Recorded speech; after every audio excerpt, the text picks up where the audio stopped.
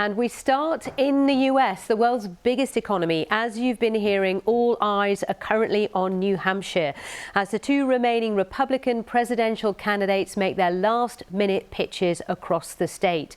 So this is the second in a series of state-by-state contests with Donald Trump and Nikki Haley fighting for the party's presidential nomination. But with a cost of living crisis hitting many American households, what are these two candidates saying about economic policy? I asked Dr. Thomas Gift from the University College London, who told me that Mrs. Haley and Mr. Trump have an in common economic policy. There isn't a whole lot of discussion about the U.S. economy in terms of policy. What there is a whole lot of discussion is about sort of the state of the U.S. economy. And both Haley and Trump can agree that what Biden is doing is not working.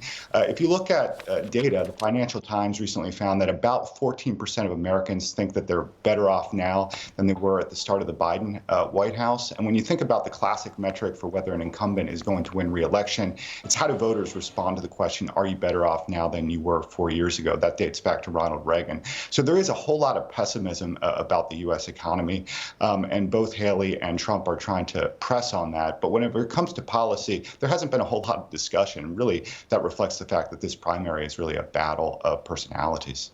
And what do you think the outcome of this primary will be?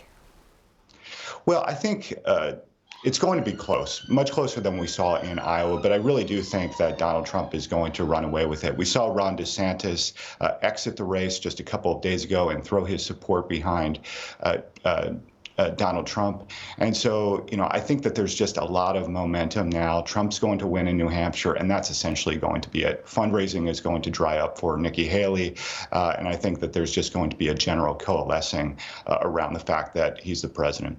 Okay, so we know what a Trump presidency looks like and feels like, having been through it once already. Of course, as you say, the track record of Biden is being weighed up by American households in terms of how the economy is looking. Is that going to be Trump's big push? I'll make America great again. It's that same old mantra.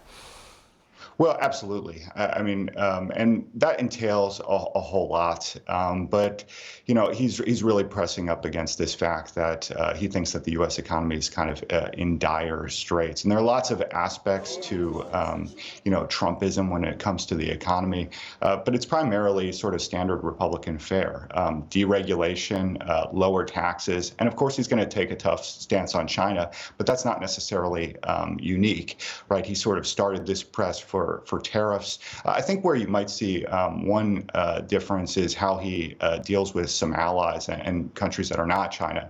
Trump has proposed, buffering U.S. industry with a 10% tax generally. That's a really populist policy plank. The goal there is to get Mexico, Canada, and other nations to negotiate concessions.